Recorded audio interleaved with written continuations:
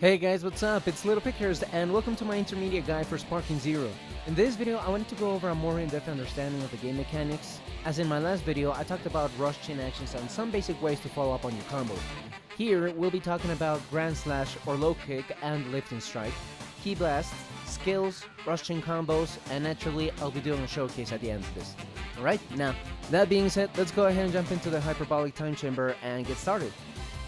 Right, so Grand Slash or Low Kick, as it's more commonly known, is a stun move that all characters can do, except for Giants.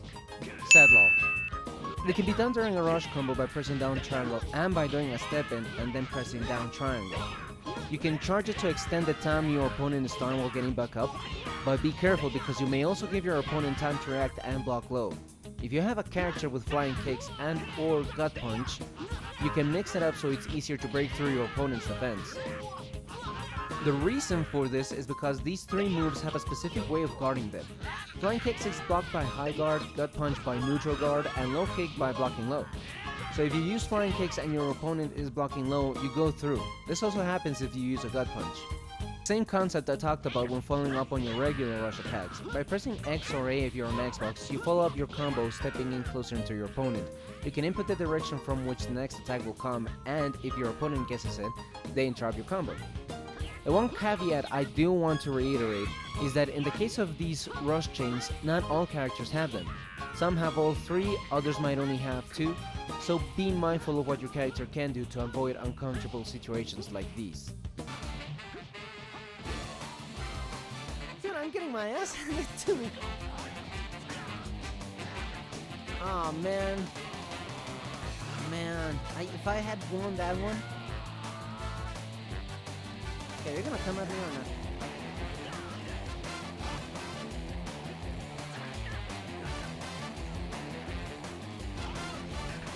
Dude, I'm seriously getting tired of those...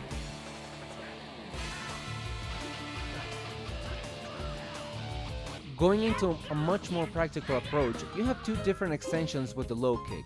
Once again, not all characters can do both, and some can't even do either, so be sure to lab the character before trying to cook. You want to make sure you have the right ingredients. The first combo is triangle, triangle, square. When in the air, you can also follow it up with a dragon dash or a dragon vanish. Try charging each attack to vary the amount. This will make it harder for your opponent to vanish them. You don't have to commit to the entire combo and stop after the first or second input. This is actually something the pros like to exploit a lot. The second option is up triangle square.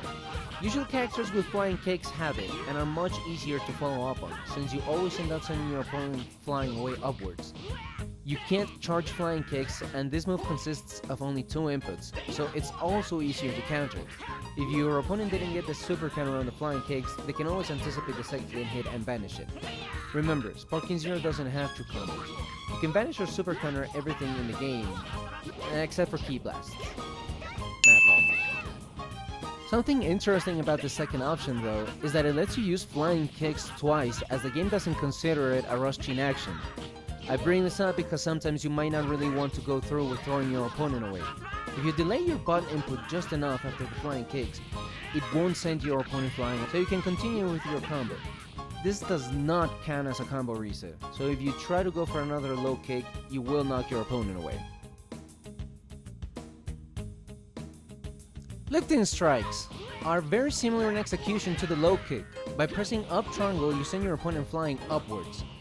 You can follow up this combo by pressing X afterwards, and here you have two ways of doing the same combo. Well, kinda. You can just smash square away, and it will do a quick string that will knock your opponent away. You can try following up with a high speed rush, but it is a risky move since it depends on what your opponent is going to do next at the moment, i.e. they can block, vanish. Your second option is pressing triangle. This will trigger a gut punch that can stun your opponent, and here you can follow up right away by pressing square or pause for a moment and start a new rush string. And just like with flying kicks, you can still use another gut punch if you haven't before in the string. One more thing I wanted to add is that technically you have a third way of following up with the lifting strike. Instead of pressing square all the way, if you press triangle instead, you will send your opponent flying away downwards. And yes, you can follow up with the dragon pursuit or vanish. Ki Blasts, one of the most exploitable mechanics in the game. Ki Blasts can be good to check your opponent, counter after image strike, or wild sense. It's also a good tool to avoid super counters. Not all Ki Blasts are the same, and you might find out there's more to them than you would think. You want to use these in conjunction with low kicks or gut punches. Since these moves stun your opponent, it gives you time to charge a Ki Blast and reset the combo. You can also buffer it after pushing your opponent away with the 5th hit in the rush, or just rush in with Ki Blasts. Using Ki Blasts is not about just firing away and overwhelming your opponent. In this game, Ki is crucial and can influence the course of a match. Manage it with care and be mindful of yours and your opponent's Ki. This can help determine if it's a good idea to rush in or not. Some aggressive players may not really give you breathing room to charge, but you'll still charge Ki by landing combos. Once again, some characters are more Ki oriented than others, so they can fire away more Ki Blasts in succession, like Vegeta or Frieza. And then you have the androids. Anyway, with this we move on to the next segment, that is, types of charged Ki Blasts. The most straightforward of all is just a bigger Ki Blast that hits harder. Very simple, but it can be a very powerful tool for combos. This is something that I myself am still practicing, and this is definitely not intermediate, so I won't cover it here, but for now just keep it in mind. Slow charged Ki Blasts are the low profile kid that actually can crush it on the dance floor. At first you may think it's easy to react, but if you know how to use it, it can be a hindrance to deal with. Two ways I can recommend you to use it are: number 1, fire it when at a medium distance from your opponent, and Dragon Rush them. Here your opponent has two options: either deflect the Ki Blast and leave themselves vulnerable from behind, or block your attack and get hit from the back by the Ki Blast. But once more, it's not a true combo. If they fly around, it's easier to avoid. Number 2 are Basic Rush. Just buffer it after the string ends. This also works better if you're behind your opponent. Some characters can even fire multiple Ki Blasts. Check Opac's video with Orange Picker. It's nasty how much damage you can rack up.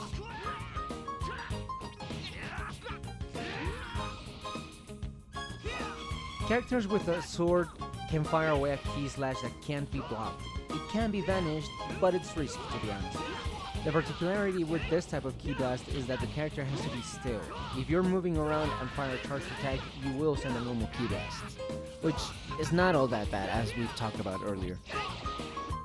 These were so OP that the recent patch nerfed them, since you could loop your opponent endlessly with this, but in a very toxic and frustrating way. Basically an enhanced version of the slow Ki Blasts that I spoke about earlier, but the advantage is that they can keep your opponent still for a bit. It won't work with low kick, so be mindful of that. Something even worse is that some characters with this type of blast can also use paralyzing skills to make it even more frustrating. I popped off with Reborn once with these two tools. Honestly, don't have much to say. The character will fire pellet-like Ki Blast and will always scatter in different ways.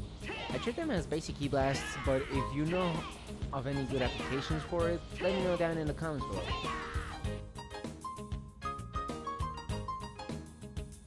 Skills. I wanted to include this as I think it's also important to get the most out of your character. Skills are the R2 circle inputs that you do. Characters have to, and they always vary, even between transformations of the same character. There's a huge variety of skills. Some boost stats while others have their effects be more evident, like barriers, instant transmission, or health recovery. Skills usually take between 1 to 5 skill points, but generally they will cost around 2 points, like Wild Sense or After Image. Goku and Vegeta's Explosive Wave from the Daima DLC also gives them a 15-second buff, so it costs 3 points instead of 2. The most common one is obviously Instant Sparking, but it's been balanced out very well by adding a debuff to the user's defense, and it will stick around for a bit, so you better use it wisely. It also costs 4 skill points and can vary on the buffs it can grant. Beast Gohan receives one, but other characters like Hakunsa only get the debuff from the move. Why am I talking about these? Knowing your character's skills and also your opponent's is a good detail to keep in mind. They can generally give you a more competitive advantage. For example, False Courage. The character gains a great buff in defense and won't be staggered by Ki Blast. It's like activating Broly's armor during a match. You'll still take damage, but it is still a worthwhile trade. If my opponent has a barrier-like move, I have to keep an eye on their skill points, so I can anticipate when they'll activate it, or at least try. Skills can make or break a character. Just look at Vegeta Super Saiyan. After Image Strike was nerfed so much, it became an infection that took the character out. It used to be one of the most OP and spam techniques, and now if you get Perception or Super Cannon, you lose it.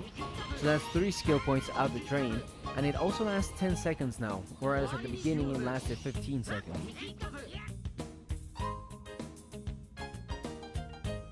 I'll display the several combos that you have with them while I explain the concept. As you can see, each of the rush chain actions have 1 or 2 extensions that you can use during your combos. All of these are vanishable, so be careful not to make it easy for your foe. I've explained combos like routes you can take, or puzzle pieces that you can put together. Here's where you can see more of what I mean.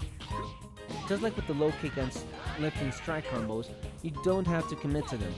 As I've mentioned before, high-level players like to exploit these by pausing for a moment and resuming the combo. Aside from screwing with your opponent's timing to pull the super counter, look at the rolling hammer for example. It's a good tool to reset the combo if you see a chance. This should be more than enough for you to actually start cooking some nasty clips. All these new concepts should massively increase your toolkit when playing online, and hopefully also earn you some neat win streaks to rank out faster.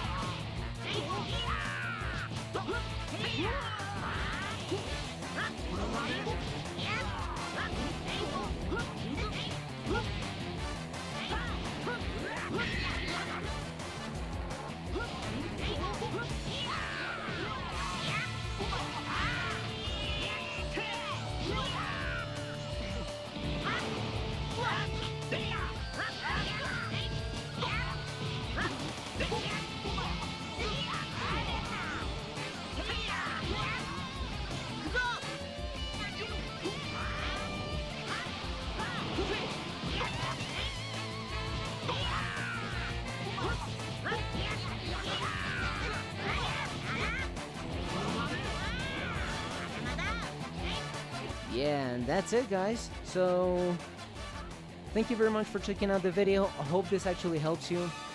I'm really trying to make it as clear as possible this time around. I'm still experimenting a little bit with the format and how I want to present these things to you. So let me know down in the comments what you think about this one.